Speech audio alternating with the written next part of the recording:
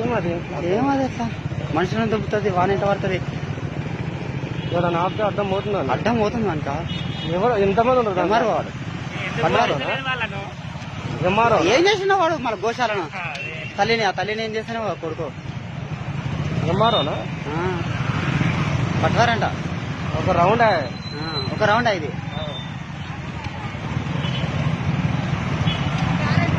పక్కన వాళ్ళ ఫోటో తీద్దాం కార్లో ఉన్నది